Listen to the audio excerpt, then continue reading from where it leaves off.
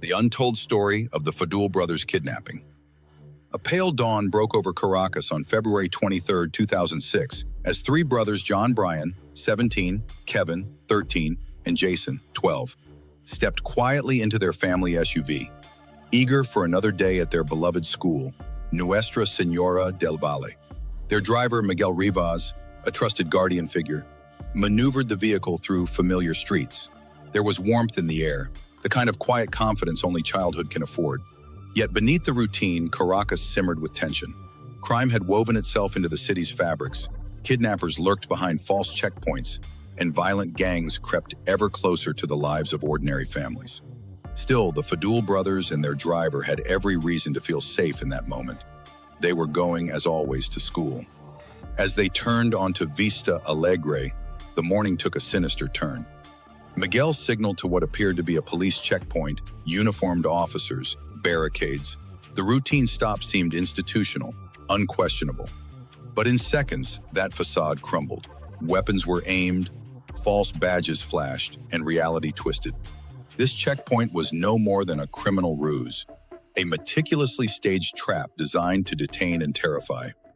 The brothers and Miguel were ushered from the vehicle, shoved into an unmarked transport, and whisked away.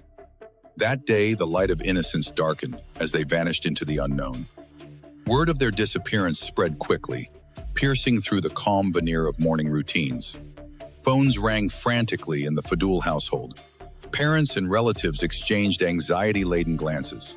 Investigators were informed, alerts went out to Venezuelan police across jurisdictions, and the Canadian embassy became involved.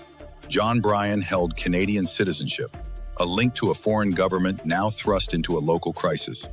The Faddoul family, respected business people with Canadian, Lebanese, Venezuelan ties, faced a nightmare often relegated to fiction. Every moment stretched painfully. Days passed, then weeks. On February 24, the kidnappers made contact. Their ransom demand was staggering 10 billion bolivares, approximately $4.5 million USDs, a sum too vast even for a wealthy Venezuelan family. At that time, graffiti of extortion policies echoed in upscale Caracas neighborhoods. Nobody was safe. But for the Faddouls, the stakes were different. They were desperate enough to comply. Negotiators whittled the ransom down over time, 700 million bolivares, then 500 million. Talks became tense, emotional, wrought with the weight of uncertainty.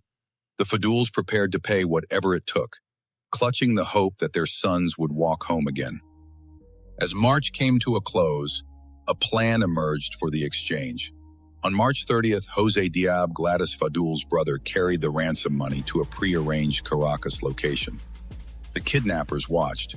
Jose followed their instructions precisely, moving through tense streets and dim-lit corners. But he wasn't alone. Authorities had covertly placed surveillance teams around him, hoping to trace the kidnappers' trail and orchestrate a rescue at the precise moment. The tension built to a crescendo. And then, silence. The criminals noticed the tale, fled the scene, abandoning both the money and their captives. The plan failed. The ransom lay untouched, the boys missing, their fate slipping further from the family's grasp. Hope flickered faintly in the ensuing days, but then disappeared altogether. As April dawned, Caracas held its breath. Then on April 4, 2006, municipal police in Yari, about 60 kilometers from Caracas, stumbled upon a grim tableau in the wooded outskirts of San Francisco de Yari. 4 bodies lay motionless, hands bound, shuddered in a moment of dread. The fall of school uniforms was unmistakable, once bright, hopeful emblems of childhood, now sullied by violence, drenched in fear. John Brian, Kevin, Jason, and Miguel had been shot execution style, placed together in the scrubland where birds might tread, but people rarely lingered. Weapons used, positions left. They showed a chilling, clinical brutality. The world learned in horror that innocence had been extinguished. The public reaction was instantaneous and fierce. Caracas choked under the weight of grief and rage. Streets clogged with traffic, minds overwhelmed with sorrow. Students draped ribbons on uniforms and walked out in a mass protest that blocked major avenues. University campuses erupted in vigils, campuses where the brothers had shared laughter, fears, and test prep. Cardinal George Arosa held services in Quebrada Honda, urging prayers for healing and justice.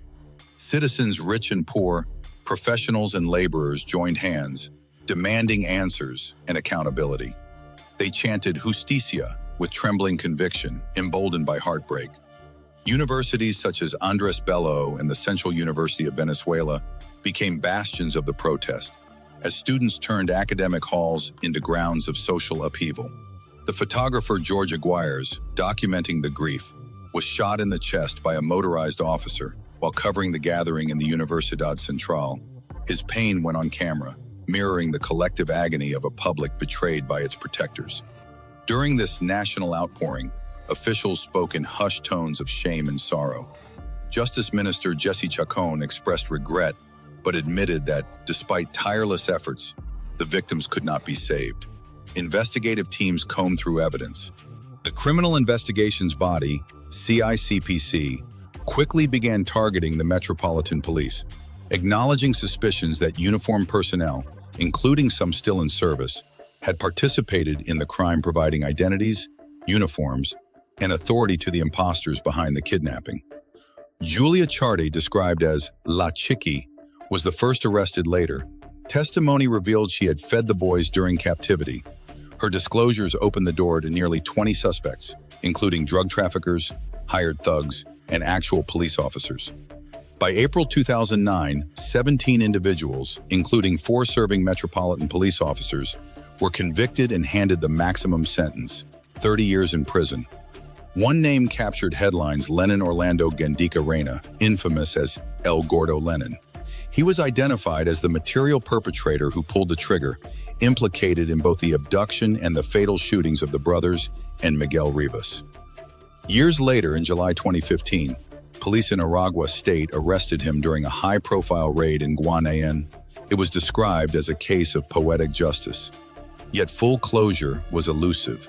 While he awaited trial, Lenin was found suffocated in his cell at the Alayon Detention Center in Maracay, strangled by fellow inmates, some say on orders from higher-ups in Venezuela's penitentiary system. Even death could not guarantee truth. Yet controversy shadows his name. According to initial legal records, El Gordo Lenin was never listed among the 14 initial convictions in the 2009 trials. His arrest in 2015 came with mixed claims. Some sources disputed his involvement in the Faddoul case, arguing he was part of a different criminal circle entirely. His death sealed untold stories of power and hidden violence inside Venezuela's prisons. Regardless of the legal narrative, to many Venezuelans, his purposeful elimination underscored lingering suspicions that truth was fluid, dependent on who held the reins of power, and that justice often languished in the shadows of corruption. The aftermath systematically peeled back layers of a society under siege.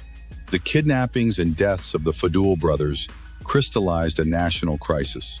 Over 9,400 homicides were reported in Venezuela in 2005 alone, a staggering toll. Kidnapping for ransom had become a grim business model. Impersonators set up false checkpoints, wealthy families were targeted, and law enforcement often walked hand in glove with criminals.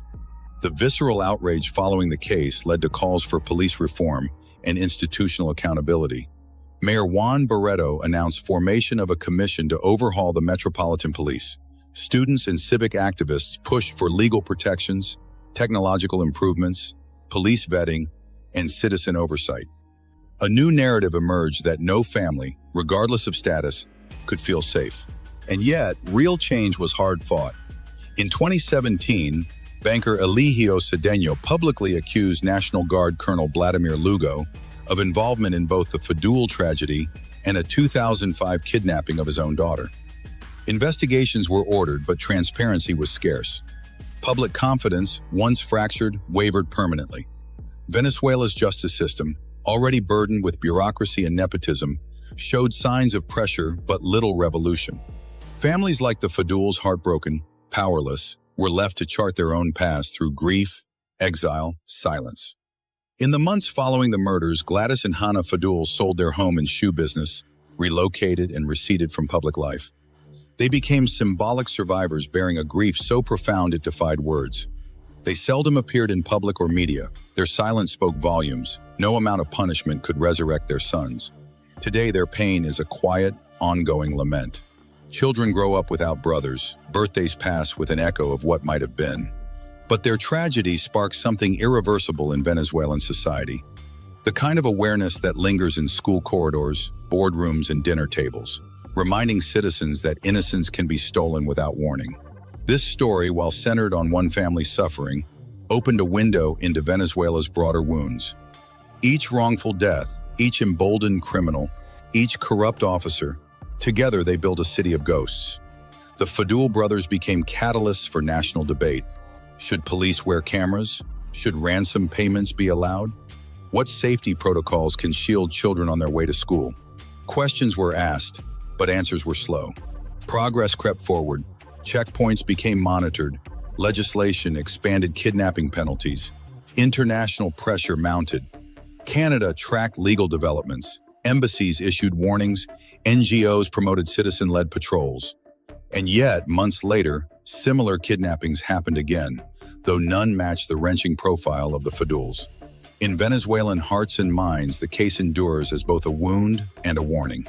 It is invoked during protests, the names whispered under candles. When flashing lights appear on TV screens, people ask, could it happen again? Could children who trust uniformed men be targets? Is the safety they deserve too fragile to guarantee? Answers are elusive. Institutions shift, laws amass, but human behavior remains unpredictable. For storytellers, the Faddoul brothers' ordeal is more than a crime. It is a tragedy that offers lessons about corruption, vulnerability, and collective grief. The importance of a press that shines light, of citizens who demand transparency, of families who must navigate both legal systems and broken hearts. Their faces, frozen in old photos, gaze out with timeless youth. In death, they refuse to be forgotten. In environments where trust collapses, when criminals impersonate law enforcers, fear permeates daily life. Venezuelans learned that collars couldn't be trusted, reputations crumbled. But it also ignited a movement born from sorrow that stretched the bounds of solidarity across social class. Their deaths rippled outward, showing that crime did not respect wealth, fame, or nationality. It showed that justice must be institutionalized, not aspirational, that community is more powerful than apathy. It showed that memory can become meaning. Today, when parents send their children to school, they can recite lessons beyond math or grammar, about caution, about watching for fake checkpoints, about trusting gut instinct. The Faddoul brothers didn't just take classes, they taught survivors the cost of innocence. And though their lives were brief, their legacy remains enduring, an appeal to vigilance, accountability, and remembrance. If this case proves anything, it's that true safety demands constant vigilance from authorities and citizens alike. It demands transparency in the justice system, consistency in law enforcement, and moral clarity in leadership. It demands that no child's face ever again be a rallying cry rather than a birthday memory. Until accountability becomes reality, their story will remain relevant and urgent. So as our narrative ends, the faces of John Bryan, Kevin, Jason, and Miguel Rivas stay before us, not as numbers or victims, but as real people who loved, laughed, learned, and belonged. Their trust was betrayed, and we remember not just their deaths, but the promise they inadvertently forced upon society. A promise to never let innocence be so easily extinguished.